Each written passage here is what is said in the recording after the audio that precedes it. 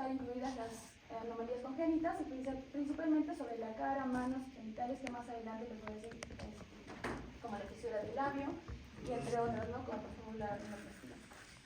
Este busca recuperar más que todo la función y el aspecto físico de la persona, ¿no? En estética, más que todo se va a realizar en pacientes sanos y se va a llegar a mejorar la armonía facial y corporal, lo cual vamos a llegar a tener unos cambios mucho más rejuvenecidos, ¿no? Y esto puede llegar a favorecer la autoimagen y la calidad de vida de nuestro paciente. Antes de una cirugía tenemos que tener en cuenta siempre la historia clínica, la evaluación preoperatoria, y dentro de ellos tener radiografías, ecografías, análisis y entre otras cosas, ¿no? El paciente debe tener conocimiento de los beneficios y limitaciones de lo que vamos a hacer durante la cirugía plástica. Durante el principio fundamental tenemos que la especialidad no se define como un sistema de órganos específicos, sino que también por un conjunto de principios quirúrgicos que implican en casi cualquier parte de nuestro cuerpo, ¿no? Y bueno, una aclaración etiológicamente que se le dice, el término plástico, el término plástica no se va a referir al material sintético, sino que se va a realizar una acción de moldear al cuerpo o llegarlo a reconstruir los tejidos, ¿no?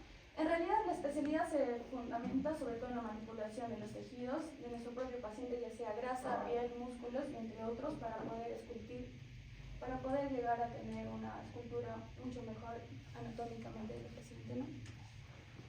Ahora hablando sobre la raíz helénica, sobre el modelado de la plastique Tench, acá tenemos una figura anatómica del cuerpo griego que sobre todo se le va a ver a este tipo de gráficos se le va a dar reflejado como la percepción griega de lo que es la belleza física y sobre todo que era una expresión de perfección moral y armónica cósmica.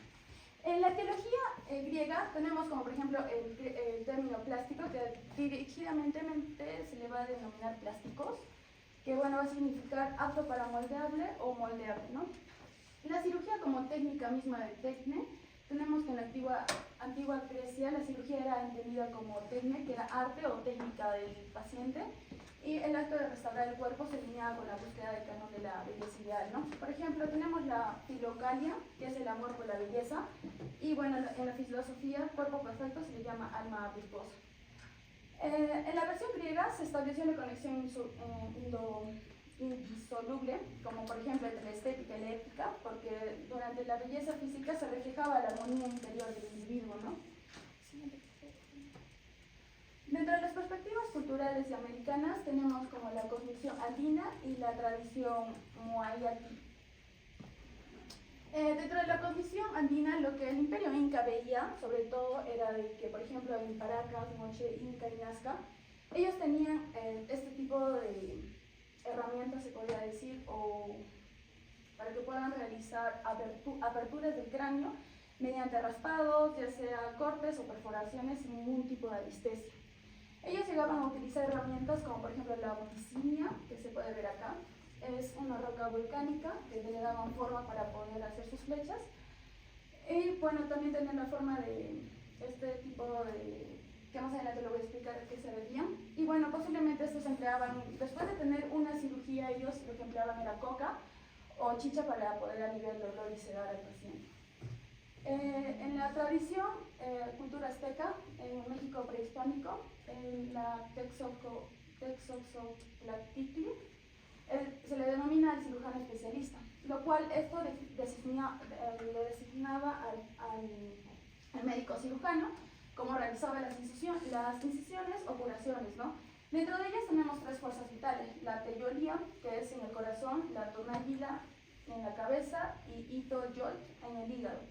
Se dice que Massa estaba averiguando sobre este tema, mencionan que había en las momias, le hacían como tipo biopsias, y dice que se encontraron dentro de una momia, dentro del fémur encontraron una vara de ocote dentro del canal medular, semejante a un clavo intramedular para que se pueda tener soporte, y bueno, ellos hacían su tipo de suturas como espinas de maguey e hilo.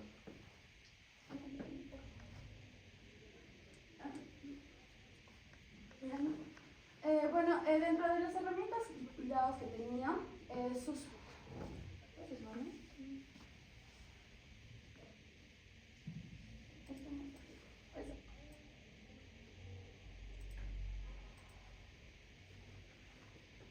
Ahora, en cuanto a los cambios, a los campos de acción, tenemos la cirugía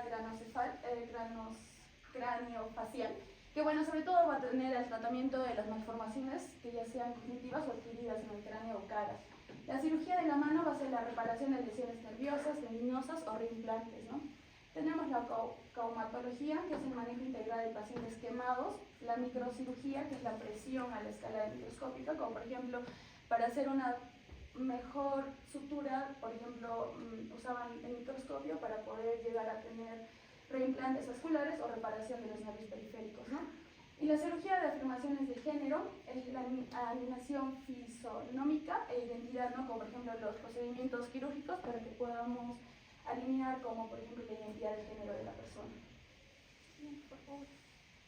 Dentro de la cirugía plástica en las culturas antiguas teníamos 4. Dentro de ellas tenemos la India, que Sushruta, un antiguo cirujano en el año 6000 a.C., en Kashi, India, él menciona que tenía muchas operaciones, como por ejemplo la rinoplastía, que él llegaba a reconstruir las narices mediante el colgajo de la piel de la frente. Injertos, como por ejemplo el desarrollo de técnicas para poder reparar tejidos dañados o faltantes. Instrumental, que llegó a describir y llegó a clasificar 100 instrumentos quirúrgicos, que más adelante les voy a mencionar. Y la educación médica, ¿no? Como por ejemplo promovió la práctica previa en modelos y animales antes de operar en pacientes. Y bueno, en las técnicas que él tenía eran 15 reparaciones de oreja, y dentro de ellos el labio y los colgajos con yugales, ¿no? Ahí está. Entre todos estos 120 instrumentos, que se denominaron en 2 grandes categorías, fueron fabricados principalmente con hierro templado, y en otras que fueron inspiradas en naturaleza para que tengan una mejor agarre y una mejor ergonomía. Por segundo punto tenemos Egipto.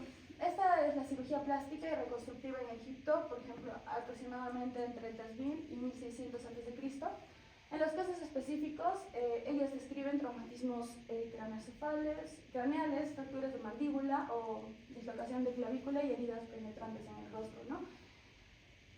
Ellos también limitaban la reducción manual y estabilización, porque al momento de que ellos tenían que operar la nariz, ellos no hacían aberturas, sino lo que hacían era colocaban tapones de lino en esa parte con grasa dentro de las fosas nasales, lo cual hacían de que tengan el mantenimiento externo, ¿no? O se mantenga recto.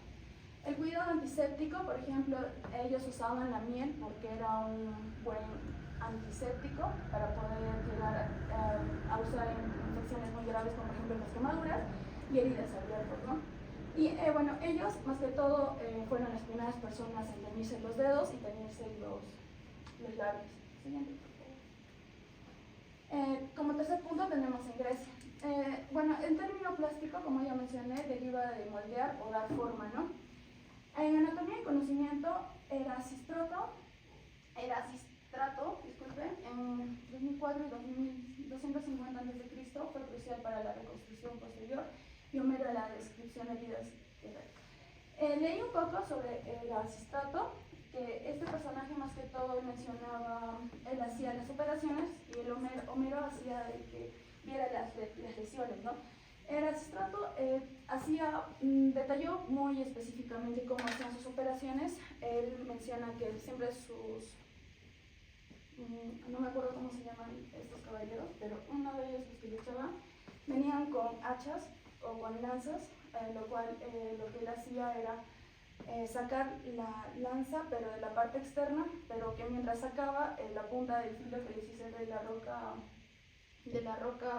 volcánica, se doblaba. Entonces lo que él tenía que hacer era mucho más fácil, y al momento de sacarlo, él tenía que succionar la sangre, se podría decir la sangre muerta, lo succionaba con su propia boca y lo botaba. Y luego lo ponía a coca para que pueda tener una mejor reconstrucción del tejido, ¿no?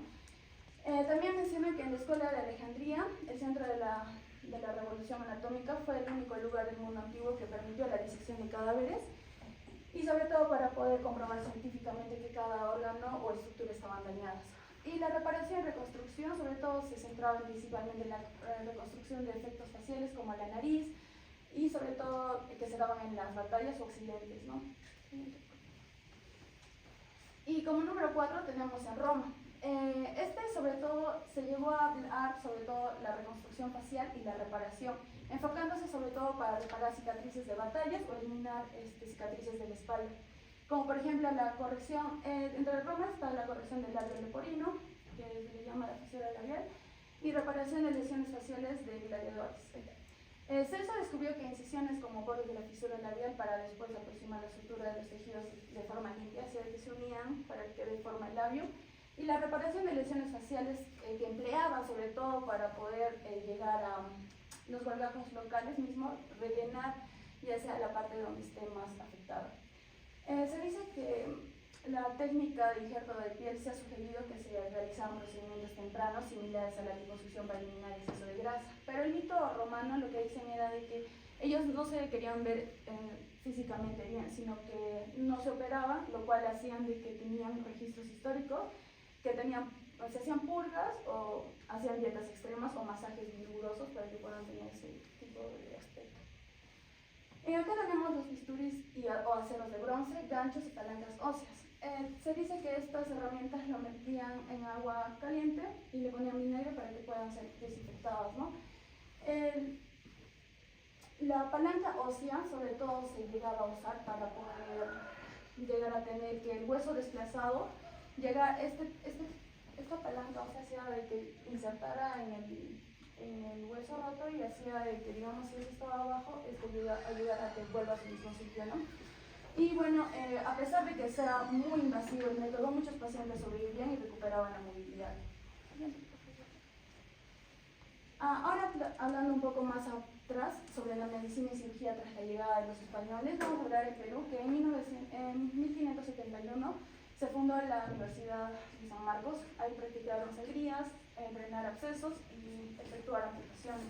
En 1791, José Pastor Laranina se llegó a dar la cirugía de la extirpación de una hemangioma en el labio inferior, y en 1808 Hipólito Unanue fundó el Real Colegio de la Medicina y Cirugía de San Fernando.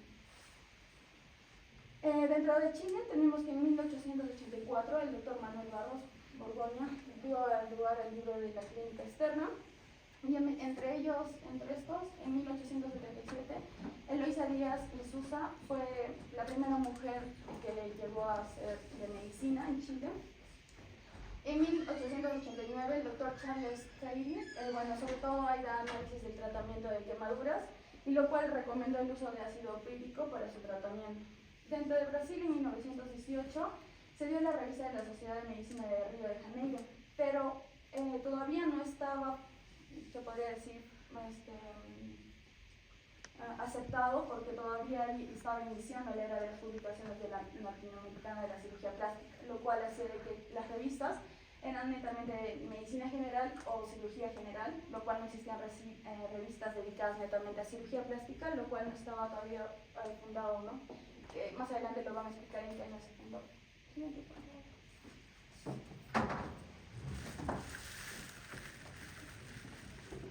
Después de haber escuchado todos los que empezó en el otro lado de Europa, también la cirugía plástica llegó a Latinoamérica, a los países latinos.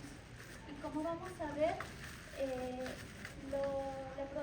la progresión de la cirugía plástica en los países latinos no fue aparte de lo que es Europa, fueron casi de la mano. Vamos a ver que en Argentina se hizo en 1920 la creación del Departamento de Cirugía Plástica. Este fue el primer servicio de la especialidad fundado en Latinoamérica. A la par, en 1932, el doctor Arcadio Forero hizo la publicación de un libro sobre lo que es la cirugía nasal. Fue el primer libro aquí en Latinoamérica donde se tomó el tema estético de la cirugía nasal sobre temas. Siguiente, por favor. Ya vamos a ver que según va pasando el tiempo se van formando las sociedades y los congresos de lo que es la cirugía plástica. Se ha dado en 1940 la Sociedad Latinoamericana de Cirugía Plástica, en donde se agruparon de distintos países como son Argentina, Chile, Paraguay y otros, para hacer una reunión, un congreso grande, que se denominó la Reunión de los 11. En aquí nuestro representante y único representante fue el doctor José Veláez, quien asistió a este evento, y en aquí se reunieron diferentes especialistas de América Latina. En 1941, un año después de este congreso, de esta primera sociedad donde se reunieron, fue el primer congreso latinoamericano de cirugía plástica, en donde se hablaron de parámetros para parámetros generalizados, donde hubo una intercomunicación de ideas y todo. Vamos a ver que ese mismo año, en Perú, en febrero, fue la creación del servicio de cirugía plástica en el Hospital de Obrero por el doctor José Vélez. También debemos saber que hubo un gran avance en la década de 1940 a 1950, donde se crearon distintas sociedades, entre las cuales las que más resaltaron fue la Sociedad Argentina de Cirugía, que se dio en 1940. Fue dada por los pioneros, quienes eran el doctor Simon Kingsbury y el doctor Clifton y el doctor Fortunato Belain. Debemos saber que el doctor Simon fue el creador del primer hospital de quemados y cirugías plásticas del mundo en Argentina en 1952, porque antes de esto eran en espacios dentro de los hospitales donde no estaban organizados ni nada. Entonces él fue uno de los grandes pioneros porque hizo un hospital netamente para lo que es los pacientes quemados. Ambos hicieron escritos sobre manejo y control de las quemaduras, tanto con el doctor Simon como el doctor Fortunato. Y el doctor Fortunato fue el fundador de la Fundación de Quemados y de la Sociedad Argentina de Cirugía. También fue el expresidente y creador de lo que es la FDC. En 1947 fue el cuarto Congreso Iberoamericano, en donde se consolidaron lo que son los protocolos modernos para el tratamiento integral de pacientes quemados en toda la región. Y en 1952, después de este congreso, se hace la Sociedad Paraguaya de Cirugía Plástica. Debemos saber que en 1947 el congreso fue en Paraguay. Ahora, en 1948 vamos a pasarnos a lo que es México. También no está muy alejado de lo que son los grandes inventos en lo que es la cirugía plástica. En 1948 se dio a cabo la Asociación Mexicana de Cirugía Plástica. Y aquí tenemos dos grandes exponentes, que son el doctor Mario González Ulloa, quien es considerado el padre de la cirugía plástica moderna en allá. Él fue el creador de la Asociación Mexicana de Cirugía Plástica. Y también tenemos al doctor Fernando Ortiz, quien fue un pionero a nivel mundial en la revolución del tratamiento de lo que es craneofaciales. Él hizo una revolución de tratamiento de síndromes complejos junto con Apeur y Conce y junto a Paul Tessier en los años 70. También fue el primero que hizo una cirugía fetal histórica en un paciente, un feto de labio y paladar hundido dentro del útero en 1984. En 1974 fue la fundación de la Revista Latinoamericana de Cirugía Plástica. Esto se dio en Caracas y esto fue icónico porque se hizo una fusión entre lo que es la revista española y la revista de Latinoamérica para que haya una sola revista para lo que son los hablantes hispanos. También se dio el Congreso Iberoamericano, en donde se dio la Federación Ibero-Latinoamericana de Cirugía Plástica y la Fundación Educacional de Ibero-Latinoamericana de Cirugía Plástica. Ahora, uno de los grandes exponentes de lo que es la cirugía plástica es Ivo Pitangui, quien es el padre de la cirugía estética y social. ¿Por qué? Él fue uno de los grandes defensores de que las personas tienen derecho a la belleza, que netamente la cirugía plástica es para ayudarles con lo que es la autoestima y muchas otras cosas. Norte, en donde fue una tragedia grande donde hubieron cientos y miles de quemados de primer, segundo grado, tenían todo el cuerpo destrozado y él dirigió a un grupo de médicos para ayudarles con lo que son los tratamientos y enseñó cómo cuidarlos. Y él revolucionó lo que es la abdominoplastia y la reducción mamaria. Vamos a ver la consolidación como especialidad médica que se dio en 1914 a 1918. En la Primera Guerra Mundial marcó el nacimiento formal de lo que es la cirugía plástica moderna, porque miles de soldados presentaban lesiones faciales complejas y gracias a esto se desarrollaron técnicas sistemáticas de reconstrucción y se restablecieron las primeras unidades hospitalarias especializadas. ¿Para qué? Para hacer las reconstrucciones faciales.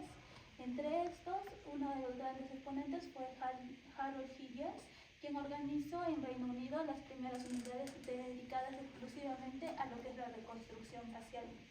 Y él es considerado mundialmente padre de la cirugía plástica moderna, y él introdujo el uso del colgajo tubular pediculado, que es una técnica que permitió mantener lo que es la irrigación sanguínea durante las transferencias del tejido. Luego hubieron avances en el manejo de grandes quemados entre 1939 y 1945, más que toda la Segunda Guerra Mundial, se perfeccionó el tratamiento en lo que son pacientes con quemaduras severas. Aquí se consolidó la cirugía reconstructiva como una disciplina independiente, en donde Archibald McDonald mejoró las técnicas de injertos cutáneos e implementó el tratamiento integral quirúrgico y psicológico en los pacientes, estableciendo los protocolos modernos para los grandes quemados. También implementó el retiro rápido de lo que son los tejidos muertos e injertos masivos de la piel, y prohibió el uso de ácido tánico e introdujo los baños salinos terapéuticos en estos pacientes. Luego vamos a ver que hubo reconocimientos académicos en las sociedades científicas entre 1930 y 1960. En estos tiempos se fundaron sociedades y se formalizaron las especialidades como lo que es la American Society of Plastic Surgeon, donde hubo una estandarización del programa de formación. También se desarrollaron publicaciones científicas especializadas y en el año 1960 se dio el primer implante mamario con silicona por los cirujanos Thomas Gruen y Frank Herold, quienes desarrollaron el primer implante mamario. Podemos verlos aquí. En 1960 se hizo la primera cirugía craneofacial moderna por Pascal Tessier. Fue uno de los cirujanos franceses considerados el padre de la cirugía craneofacial moderna, y él hizo una correlación de lo que son las malformaciones craneofaciales complejas y los avances de la cirugía pediátrica. También se dio en la década de 1970 el desarrollo de las microcirugías. Aquí se introdujo lo que son, se usó una introducción de lo que es el microscopio quirúrgico, permitiendo anastomosis vasculares de pequeños calibres, también la transferencia libres de colgajos o colgajos libres, reconstrucción completa post-oncológica y traumática. La microcirugía revolucionó las reconstrucciones mamarias, maxilofaciales y de las extremidades en los pacientes. Tenemos acá lo que es también la liposucción moderna, que se dio entre 1974 y 1980 por el cirujano francés Yves Gerard Pillois, quien desarrolló la técnica moderna de lo que es la liposucción. Aquí esa técnica con cánulas de rama y posteriormente desarrollado a lo que es la técnica Tumensenti, que tiene mayor seguridad y menor sangrado. También salió el colgajo Tram en 1982. El colgajo transverse rectus abdominis muscule es un procedimiento de reconstrucción mamaria que fue desarrollado por Karl Hamstrams. Y aquí se da el uso del músculo recto abdominal y se da porque tiene una mejor vascularización. Después de 1998 se dio el primer trasplante de mano. El primer trasplante de mano en el mundo se realizó en Lyon, Francia, por el doctor Jean-Michel Dubernat en el hospital Edom Herrung, trasplantando la mano y el antebrazo derecho del paciente neerlandés Clint Hallen, como podemos ver en las imágenes. Y el primer trasplante facial fue en el 2005, realizado por Amiens en Francia, quien representó un hito en inmunología aplicada y reconstructiva de un paciente. También fue una cirugía reconstructiva compleja, donde hubo una integración tanto de la microcirugía y de la inmunosupresión. En este trasplante fue el trasplante de una mujer francesa que recibió el primer trasplante facial de cara, y aquí se extrae, como podemos ver, una parte de la cara del donante, incluyendo los músculos, los tejidos, las venas y los nervios. Y en la operación, que duró 15 horas, se cosió la parte extravida de la paciente receptora, lo que son las venas, nervios, músculos y tejidos conectados en esto.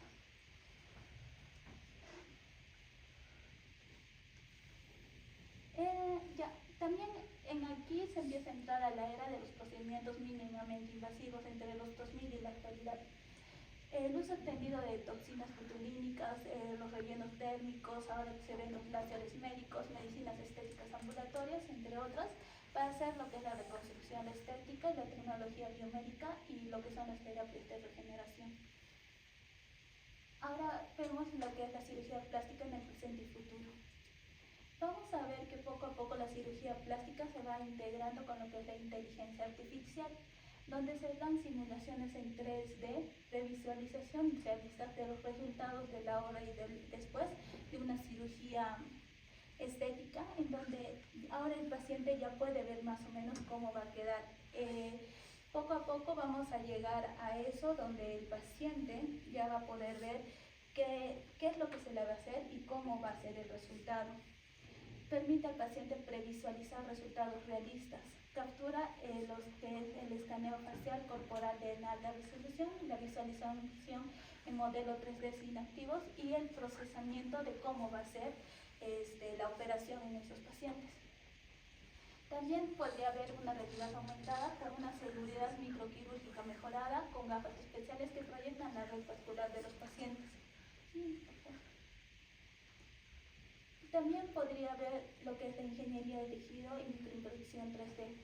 Esta es la frontera actual, lo que estamos viviendo ahora con el futuro y la creación de órganos y tejidos personalizados en cada paciente.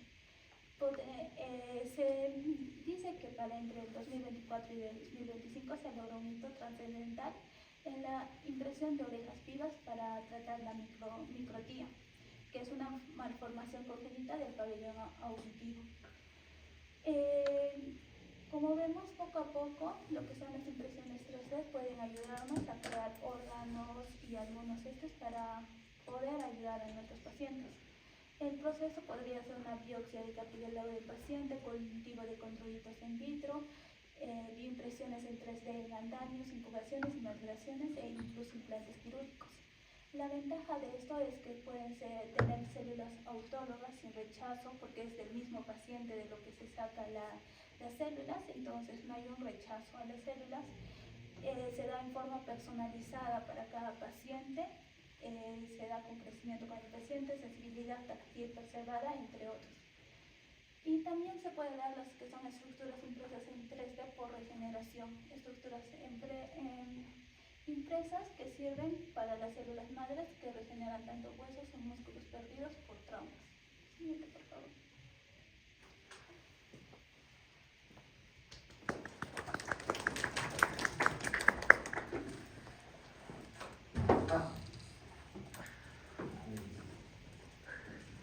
Evidentemente, actualmente la Sociedad de Cirugía Plástica ya tiene más de 70 años. Ha sido una de las sociedades que ha sido propulsora a nivel de Sudamérica para la formación de médicos en la especialidad de cirugía plástica.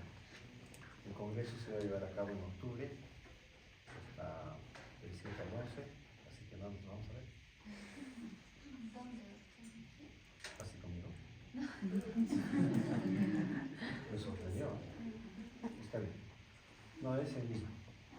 Es el nacional de Lima, el nacional que nosotros tenemos y es el internacional que nos corresponde. corresponde hacer. Hace poco hemos estado en Panamá, viajamos mucho por acá, nos gusta, el pretexto es hablar, hacemos mucha situación académica y mucha situación científica, se trabaja bastante, pero todas las noches son de salir a un sitio, ir a otro sitio, hacer esas cosas. Reuniones sociales, casi todas son, se organizan los organizadores, un laboratorio y te llevan, sales a las 6 del congreso y ya está el bus ahí esperándote, así que estás con tus cosas y te regresan todavía a tu hotel, así que no tienes el riesgo de que te pase nada. Y al día siguiente empiezas 8 de la mañana, punto. Así que no, mucho no, se divierten, hay paseos, hay cosas, ¿no? Pero bueno, ya van a llegar a su momento y si van a ser plásticos, lo que van a hacer, ya van a poder disfrutar, porque siempre. Este año, por ejemplo, yo ya voy viajando 7 veces para los congresos. Viajo en octubre, me voy a fines de octubre, en noviembre también y otro. Hay que asistir. Bueno, la idea de que puedan saber de esto de la cirugía plástica es que en realidad la cirugía plástica como especialidad viene a ser una especialidad casi nueva. ¿Por qué? Porque inicialmente, como dijo nuestra compañera, o nuestras compañeras dijeron que la cirugía general era la encargada de ver todo lo que eran los pacientes y demás, ¿no? Entonces, poco a poco se fue desvinculando esta actividad que hacían los cirujanos generales, porque ya apareció alguien que le gustaba hacer, por ejemplo, quemados, al otro que le gustaba hacer reconstructiva, al otro que le gustaba hacer otra cosa, ¿no? Y entonces, como el término decía plástica, o sea, algo que se puede moldear, comenzaron a decir, como tú vas a arreglar, tú vas a arreglar. Entonces los quemados los pasamos a plástica, la reconstructiva la pasamos a plástica y todo lo pasaron a plástica en ese aspecto. Pero la cirugía plástica viene de muchos años hacia atrás, muchísimos años atrás. Algo que no han comentado nuestras compañeras es que ya antes de Cristo, 2000 años antes de Cristo, se encontraron en las tumbas de Tutankamón algunos papiros en los cuales ya estaban sobre los que se hablaba sobre términos médicos y de medicina, ¿no? No están muy bien especificados porque los papiros no están bien, pero posteriormente los científicos han seguido buscando, los arqueólogos científicos, y encontraron unos papiros que venían o databan del año 1800 a.C. Entonces estos papiros ya tuvieron mayor relevancia y ya se encontraron en estos papiros algunos datos más específicos sobre medicina. Específicamente, los papiros que más datos han dado para la medicina son los papiros de Eber, ¿sí? En los cuales se encontró, creo que tenía más de 110 páginas y tenía segmentos que trataban de dermatología, de medicina general, de odontología y algo de infectología, más o menos así. Y había una lista muy larga de elementos de hierbas, ¿sí? Entonces, después de esto, ¿sí? Siguieron buscando, y Eber incluso estos papiros no los encontró, sino los compró. Y lo mismo sucedió con los papiros de Smith con 1600 años antes de Cristo. Estos papiros de Smith sí tienen más connotación en el campo que nosotros queremos, que es la cirugía. Solamente consta de 21 páginas, ¿sí? De las cuales 4 son anverso y reverso, y las demás solamente son anverso, en las cuales ahí se relata o detalla la forma de cómo hacían las curaciones en la serie. Entonces ya ven ustedes que muchos años antes ya existía la gente que estaba específicamente dedicada al trabajo de esto, ¿no? Había otros papiros que hablaban de ginecología, otros papiros de Fuchs creo que es, también habla de lo que es la parte del sistema urinario. O sea, ya en esos tiempos ya estaban seleccionando o estaban tratando de buscar la forma de encontrar especialistas que nos puedan dar datos específicos sobre algunas cosas, ¿no? Y esto fue a la larga ayudando a que se vayan distribuyendo de mejor manera las actividades médicas. Lo que antes no había, pues no eran los médicos, sino que quien atendía eran quienes, ¿saben? Les invito a que vean la película El Médico. Bien, ¿ya? Los barberos. Los barberos eran quienes sacaban las muelas, eran quienes curaban las heridas, eran quienes te cortaban el cabello y te hacían todo, ¿no? Ellos son los barberos. Entonces, de ahí después de eso fueron ya separándose poco a poco, poco a poco. Pero estos papiros son importantes porque nos datan que en esos tiempos ya había especificaciones sobre tratamientos de heridas, uso de plantas medicinales, uso de hierbas, etcétera, etcétera. Entonces todo esto nos ayuda enormemente. Después, si vamos un poquito para allá por esos lares, encontramos que en África, ¿sí?, todos sabemos que hay animalitos, ¿no? Y usaban las hormigas grandes, ¿sí? Estas hormigas las cogían y en las heridas, cogían así, esta es una herida, la juntaban y la hormiga la apretaban, entonces la hormiga cerraba sus puntas y le cortaban la cabeza y le ponían así. Y eso está datado, está en la historia de la medicina. Hacían eso. También por ahí salió un tema de que había que, para curar heridas, había que buscar las lágrimas de los elefantes. Nosotros ven, los elefantes están lagrimeando, o si no, también lágrimas de cocodrilo, bueno, todas esas cosas, ¿no? Ahora, si nosotros analizamos, hemos escuchado de que hablan del café, ¿no es cierto? Hay un café acá de Puno que se lo comen unos animalitos, ¿verdad? Y esto pasa a su sistema digestivo, el sistema digestivo lo macera, el grano, y lo elimina después. Después de esto es recogido, lo lavas muy bien y te cuesta una barbaridad tomar medio kilo, te cuesta creo 500 soles. Así que tomas eso y yo he probado, es muy agradable, el sabor es completamente diferente, es un sabor exquisito, pero el costo te dice gracias, ¿no? Y te invita un poquito así, una tontería, con esas tacitas de juguete, así, sí, gracias. Y te deja un sabor extraordinario, riquísimo, ¿no? Tampoco pueden hacer mucha falta porque si no se les va pues el negocio. Entonces, esas hormiguitas hacían. En Ayacucho utilizan para los pacientes que tienen problemas de la piel y demás, en los camales abren, ¿no es cierto?, a la res y todo el intestino lo vacían en una poza. Entonces toda esa hierba que está ahí los meten en los pacientes. Entonces todavía se sigue practicando,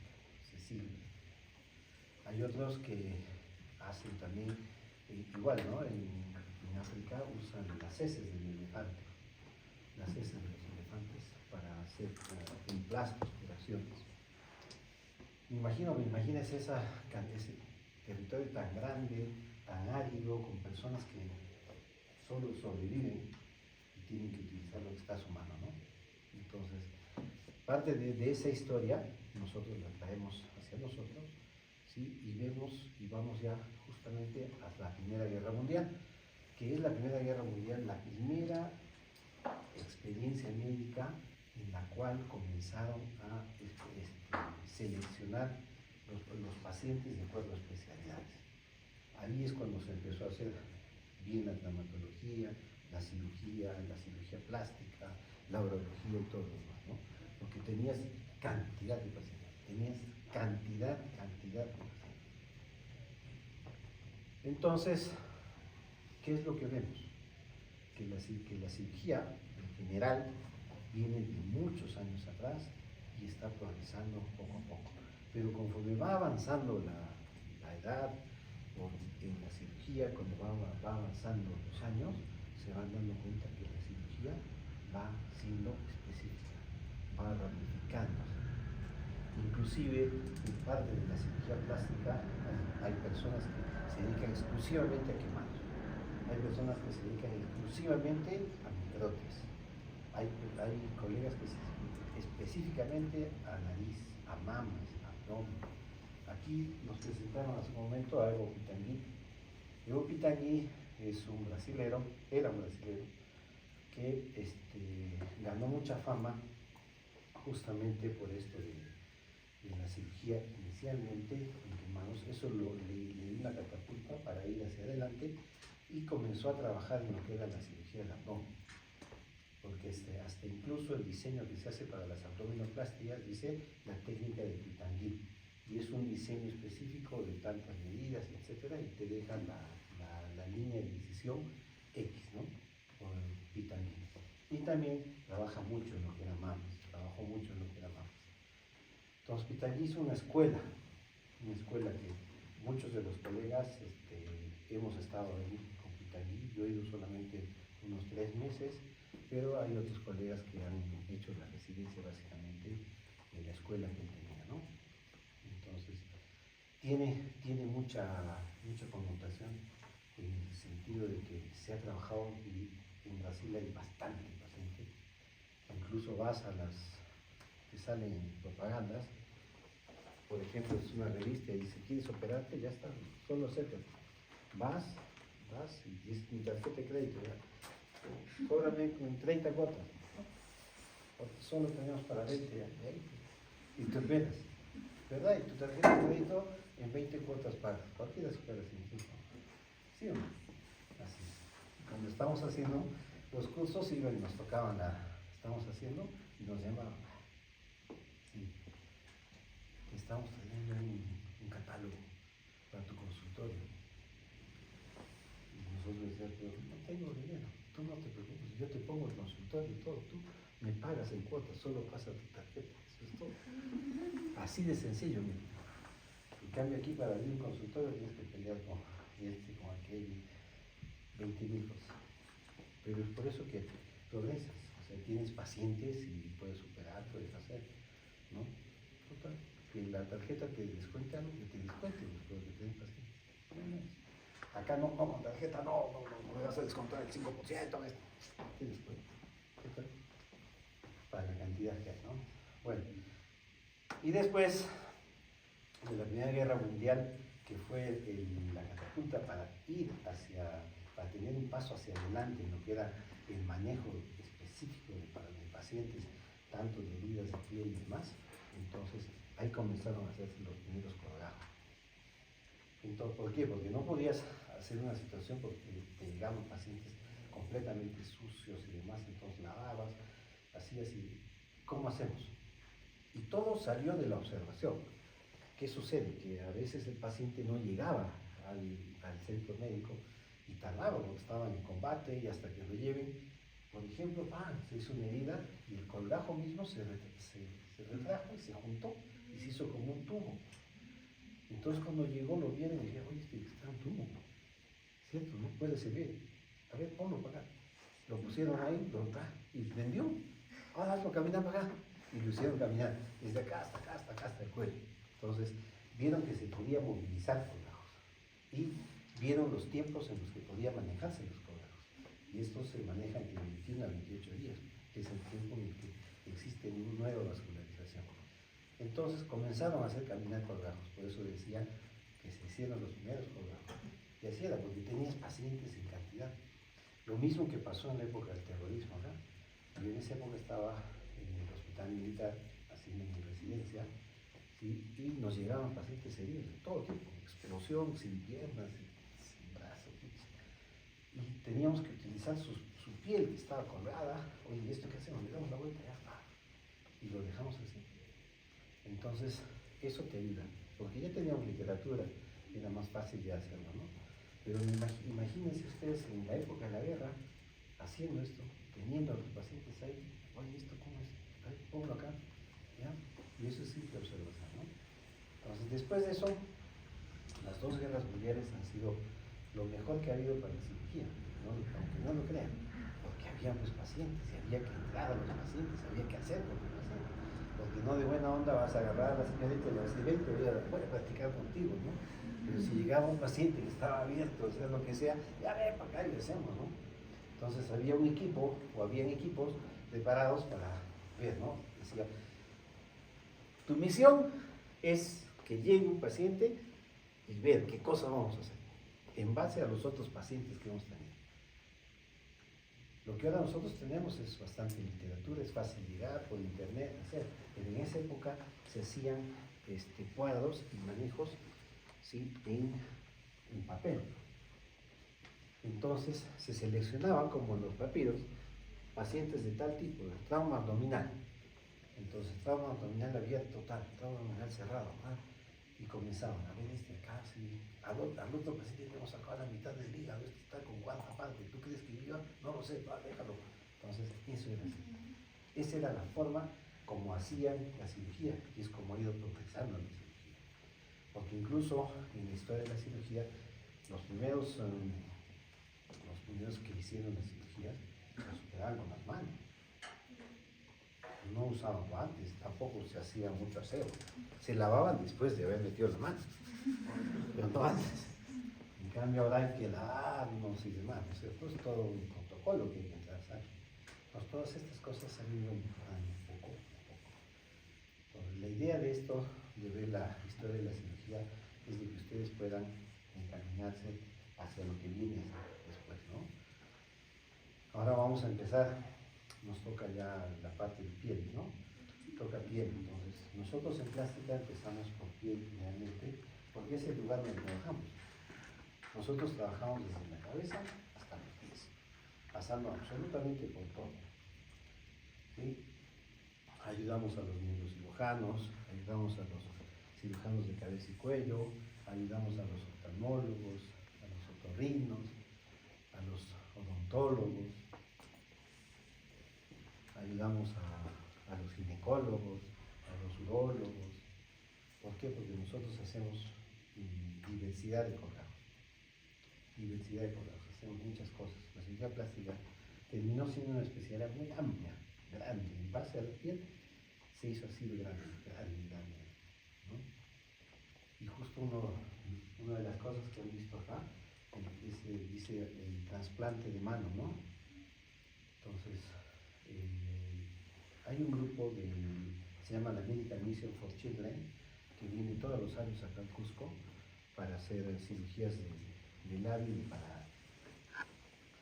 En la American Mission for Children, el año que hubo el primer trasplante que se hizo en Francia, y después el segundo trasplante se hizo en Estados Unidos, el trasplante facial.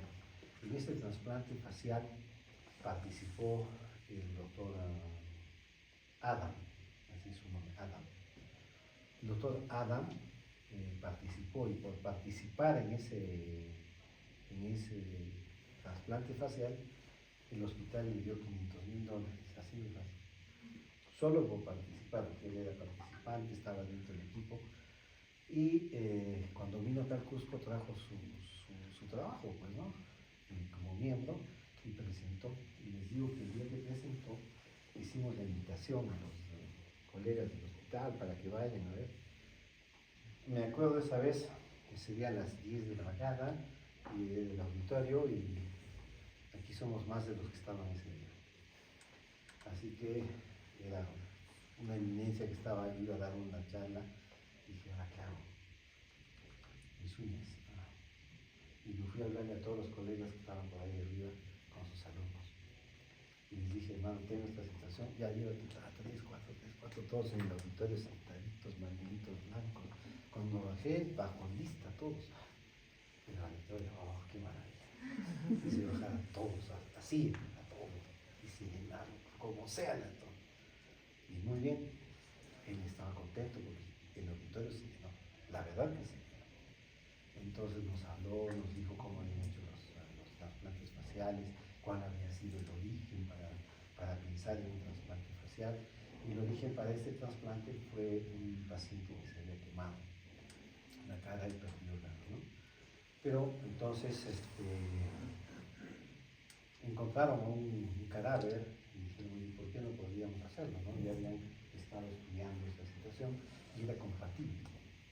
Entonces, así como el riñón, compatible, así que sacaron todo como una sola estructura y también la cara la sacaron como una sola estructura. ¿Sí? Y buscaron algunos puntos fundamentales para hacer la inervación y para hacer la irrigación. Entonces, en base a esos puntos, le pusieron la cara. Definitivamente la cara que quedó no es que es una cara parecida, que es, ¿no? Pero es una cara. Así es. No se ha vuelto a, creo que se han hecho dos más, pero ahí quedó porque evidentemente aquí vienes a una situación que es una parte legal, ¿sí? Porque estás poniendo el rostro de una persona a otra persona. Entonces hay una situación ética también, una situación moral, hay mucho, ¿no? Pero ya se hizo, ¿no? Sí. Entonces eso es parte de la cirugía plástica, ¿no? Y los que han participado en hacer esto son cirujanos plásticos, ¿no? Entonces esa es la historia de la cirugía plástica, más o menos así resumida, para que vean que tenemos un amplio espectro de trabajo. Y en quemados tenemos que, también quédese, ¿no? He mencionado al doctor Benaim, que les mencioné en la primera clase, les dije, si quieren buscar, busquen el tratado de Linares Benaim. Ese tratado es muy bueno, él cuenta todo de la A a la Z de lo que quieran en quemados. ¿Sí? Él hizo el primer instituto de quemados en Argentina, que es el Instituto Benaim. Incluso en el Instituto Benaim estuvieron trabajando para encontrar colágeno. Estaban queriendo encontrar un tipo de colágeno específico que nos van a decir nuestros compañeros que nos van a hablar de piel el día martes. ¿Quiénes van a hacer piel? Ya les estoy dando los datos. Entonces ahí van a encontrar los tipos de colágeno que tenemos en la piel. Entonces Linares Benaim, o el Instituto Benaim, estaban tratando de hacer un colágeno específico para ver si podían formar tejido glandular, ¿no? Ustedes saben que la piel se degenera a partir de las glándulas, ¿no? De los folículos pilosos, de ahí sale. Y cuando tenemos una herida, vemos unos puntitos rojitos a veces, ¿verdad? Bien. Eso se llaman botones dérmicos. Ya te estoy dando más datos. Entonces, de ahí es de donde se genera la piel. Y en este instituto, como trabajamos con quemados, entonces había que ver si es una quemadura de primer grado, segundo grado, y lo que habíamos hablado de los argentinos, su ABCD, ¿no? Entonces, ellos, en base a esto, determinaban la profundidad de la lesión térmica y veían a partir de qué tejidos se regeneraba la piel, ¿no? Y pues estaban procurando encontrar un tipo de colágeno, que lo van a decir ustedes, para ver específicamente cómo podían hacerlo. Lamentablemente, creo que quedó en estudio nomás, sigue en proceso, pero el colágeno sí lo tienen que mencionar, es importante. Eso no significa que se busque un colágeno, ¿no? También estaría bien, ¿no? También para ti. Y para ti, ¿ya? Ya no te quejes. ¿Ya? Bueno, eso sería importante poder encontrar, ¿no? En Estados Unidos, en Europa, sobre todo en Alemania y en Estados Unidos, ya han logrado hacer piel sintética, ¿no? En base a la piel de una persona, la ponen y la cultivan y sale entonces tu piel. Pero hay otro proceso a través del cual nosotros podemos obtener piel sintética, así como escuchan, piel sintética. Entonces, estos procesos nos ayudan enormemente. En el hospital tenemos nosotros sustitutos cutáneos, no son piel sintética, sustitutos cutáneos que son de origen químico, ¿ya? O sea, son preparados, ¿sí? Son artificiales y nos sirven como sustitutos, como su nombre dice, sustitutos cutáneos. Y va muy bien. van muy bien. Incluso tenemos lo que se llama la matriz dérmica. Y esa matriz dérmica nos sirve para cubrir, por ejemplo, un hueso que está descubierto.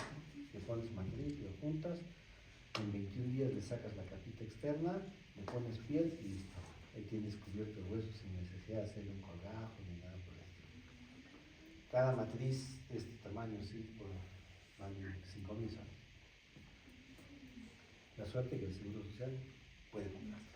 Y tenemos una dotación mensual de matrices. Por lo tanto, aquí está. Claro, se benefician los pacientes, se benefician enormemente. El otro día estaba nuestro compañero, casi 2 días fuiste, ¿no? Y viste que hemos puesto en los pacientes unas plaquitas. Sí. Ese se llama Epilexa G, que también, este no es un sustituto cutáneo, pero sí es un apósito que nos ayuda a cicatrizar heridas. Y la cicatrización con estos apósitos es extraordinaria. Unas heridas de este tamaño, al final ven ustedes la cicatriz y parece como hubiera sido de ese tamaño. La lámina, la plancha cuesta un montón, pero también tenemos la seguridad. Sí, no van a encontrar en otro hospital más, al menos en Cusco. No. Entonces, esa es la evolución de la cirugía, ¿no? De lo que hemos ido de materiales, lo que les decía, de hierbas, de cosas, hasta terminar haciendo colgajos, ¿no? Colgajos, terminar haciendo matrices, sustitutos cutáneos, etc. Tantas cosas muy bonitas. Yo me gané un viaje a Texas, ¿sí? Porque a nivel nacional yo he tenido la mayor cantidad de matrices colocadas en Perú. Entonces tengo más de 700 matrices colocadas. Y no me iguala a ningún hospital. ¿Y por qué? Porque era simplemente el capricho de algunos jefes de otros hospitales de no dejar que ingrese el producto. En cambio acá, yo soy mi propio jefe, así que comencé a hacer entrar las matrices. Y antes tenía que hacer colgajos, o sea, sacar un tejido acá, movilizarlo, un músculo, un colgajo fascio cutáneo, un hilo cutáneo, y tenía que cortar después injerto. Y como llegaron las matrices, y había pacientes, comencé a poner matriz. Fotografía, matriz, fotografía, matriz, fotografía, matriz, listo, ¿no? Y comenzamos a hacer. Juntamos casuística y presentamos en un congreso, lo presenté, y del congreso me invitaron a Texas, justamente a Texas, con todos sus colegas que que habían hecho alguna matriz. Entonces fue muy bonito porque pudimos dar una experiencia bastante amplia de lo que habíamos trabajado. Y básicamente yo ya desde esa fecha ya mis colgajos son muy reducidos, muy pocos colgajos, porque la matriz me ayuda enormemente. Cuando no hay matriz y necesito, ya tengo que hacer colgajos, ¿no? Eso ya quedó para mí como una huella. Y no te olvides, como montar bicicleta, ¿no es cierto? Subes a la bicicleta, montas y después manejar carro, ¿no? Una vez que sabes manejar, siempre sabes manejar, no hay vuelta atrás. Así que en el congreso fue bonito porque, imagínense, yo tenía semejante cantidad de matrices colocadas y había unos colegas que digo, había presentado un caso. A mí me tocó de suerte presentar al último. De suerte, fue una suerte. Pues, Diosito a veces te pone en el camino las cosas. ¿Por qué? No sé por qué me pusieron al último. Pero el día que nos tocaba presentar, habían 2 colegas peruanos más, estaba yo el tercer peruano, habían ecuatorianos, venezolanos, argentinos, chilenos, uruguayos, todos solamente estaban. Yo he puesto matriz, mira acá, he puesto este es tercer caso, le estoy poniendo, este cuarto caso, mira, he puesto una matriz, me está yendo así, he puesto acá, he puesto allá. Y yo llevé 2 presentaciones. Dije, la que tenía que presentar oficial y la que no era oficial. La que no era oficial tenía 70 casos. Y la que era oficial solamente tenía 7 casos. Entonces le dije, ¿tengo tiempo? Sí, puedes presentar. Ok, como toca el último y no había más, vamos a presentar. Ok, y comencé a presentar. Me voy a presentar desde la cabeza hasta los pies. Todos, ¿será? Y comencé a hablar. Llegó la hora del almuerzo, nadie salió y seguíamos hablando. Y comenzaron las preguntas, ¿y cómo hiciste eso? ¿Y cómo hiciste aquello? ¿Y cómo hiciste aquello? La matriz es muy sencilla colocarla. La pones, la juntas, la pegas y ya está. El problema es manejarlas. Porque así como cualquier material, como cualquier situación médica, se te puede complicar. Se te infecta, lo pierdes, te queda mal, se retrae, se abre, se pierde, 20.000 cosas. Entonces, lo primero que agarré es decirle, bueno, yo les estoy presentando, pero esto es muy sencillo, les he dicho, porque finalmente lo pones y lo haces, ¿no? Como han tenido ustedes error que se pierde. Pero ahora vamos a hablar justamente de esas pérdidas, les dije. Y esto se maneja así. Y les comenté así, esto se maneja así. Así lo he manejado yo, así.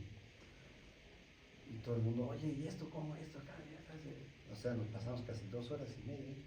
Miren, ya era el último, ya nos íbamos a almorzar. Nadie fue a almorzar, nos quedamos 2 horas y media. Felizmente los gringos son muy prácticos y te llevan el almuerzo en sobrecitos, tapercitos, listo. Y hablamos. Y uno de los que estaba ahí era traumatólogo y me dice, ¿y cómo haces para que el traumatólogo llegue a ayudarte? Porque los traumatólogos muy pocas veces entramos con los plásticos, así me dice. Y yo le digo, pero yo lo consigo, pues. ¿Pero cómo lo consigues? Es que el traumatólogo es mi hermano. Es mi hermano, pues trabaja en el hospital. Entonces con él yo le decía, oye, necesito, ya, mira, ayudarte, ponía sus tornillos, sus cosas, renegando, y yo ya le ponía el colgajo, ya listo. Entonces, o la matriz encima, o manejamos así, ¿no? Entonces hacíamos a veces colgajo, injerto, matriz. Entonces, y presentamos pacientes, justo me llegaron unos pacientes extraordinarios, ¿no? Y eso fue una bonita catapulta para hacer, presentar lo que podíamos hacer en Cusco, ¿no? De ahí también, gracias a esa circunstancia, viajé por toda América enseñando a hacer colgajo, o matrices, colocando matrices. Pero me llevaban pues maratónicas, ¿no? Sale el vuelo, llega el vuelo y me esperan en el aeropuerto. Tus cosas ya las llevo al hotel, no te preocupes, tu laptop y ya estoy. Íbamos a un hospital, a otro hospital, a otro hospital, la charla, 5 de la tarde, terminaba. No, teníamos una reunión en la noche que íbamos a hacer tal cosa. Una reunión de trabajo, eran las 11:30 de la noche, yo estaba con mis ojos así, no había dormido. Listo, ya, al día siguiente, 6 de la mañana, al aeropuerto, a otra ciudad. Así, 10 días, yo llegaba casi. Pero llegaba. Entonces, todas esas cosas bonitas las van a poder disfrutar ustedes. Depende solamente de que ustedes tengan el deseo de hacer las cosas. Miren cómo a nosotros nos surgió, decir, porque a mí inicialmente yo no conocía la matriz, no la conocía, ni siquiera tenía literatura de cómo hacerlo. Sí, cuando solicité literatura, me enviaron cualquier cosa. ¿Cómo se llama eso? Las indicaciones, eso me enviaron. No, ¿qué hago ahora? ¿Cómo voy a hacer? Y la matriz viene pues con una capa, aquí está la matriz y aquí tiene una capa de silicona. ¿Y ahora cómo voy a poner la silicona? ¿Cómo voy a cubrir el tendón? Ya no sabía, ¿no? Así que le ponían la silicona adentro y la matriz afuera. Y encima, piel. Y entonces hay pacientes que están caminando con sus siliconas ahí adentro, porque no sabían, honestamente no sabían. Y todas esas cosas las he presentado pues, en Texas, porque en Texas hay una casa matriz donde fabrican las matrices. Y les presenté y los niños se quedaron, pero digo, oye, estás loco, me dijo, sí, le digo, esto es lo que es hecho, aquí está, y les pasaba el video, y veía que yo estaba doblando la matriz con la silicona adentro. Y después de eso, creo que gracias a lo que les dije, sacaron ya la matriz bicapa. Nosotros tenemos monocapa, es decir, una capa de matriz y silicona. Ahora ya la bicapa. ¿Saben qué hacía? como me quedaba matriz y tenía que rellenar huequitos, un día con el bisturí, con el manguito, así lo jalé, ya está, y quedó. Y pum, la metí al huequito, la tapé y le hice seguimiento y después intenté, funciona. Y comencé a diluirla la matriz porque habían defectos acá, hacía huequito, por ahí la trituraba así, le metía la matriz, todo, eso también lo presenté. Y un ecuatoriano me dice, yo tengo un paciente, lo voy a hacer. Le digo, ya nos vemos en el otro congreso, ya. Y el siguiente congreso nos encontramos con el ecuatoriano y me dice, lo hice y quedó fabuloso, fabuloso. De ahí sacaron los de la matriz, una matriz especial, que es como si se pulverizara, así, para meter justamente esas zonas. Y sacaron la matriz bicapa. Lo que yo convertía una monocapa en bicapa, ellos la sacaron ya en bicapa. Entonces, bueno, funcionó. Así es. Entonces, son cosas bonitas que uno las disfruta, las ve y lo goza en la especialidad, ¿no?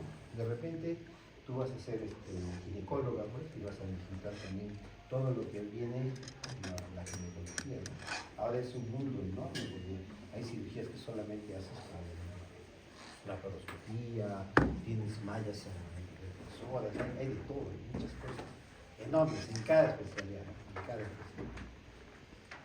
¿Ya? Así que el que quiere ganarse 5 puntos, ¿se acuerdan cuando el Cienciano ganó la copa? ¿Se acuerdan o no? Creo que ha sido 2008, ¿no? ¿Sí? Ese año yo hice un reimplante del antebrazo. Si encuentran la información, reimplante del antebrazo. Antebrazo volado, no, pues, el paciente sí, no sé si seguirá vivo, pero funcionó todo. 5 puntos al que lo traiga.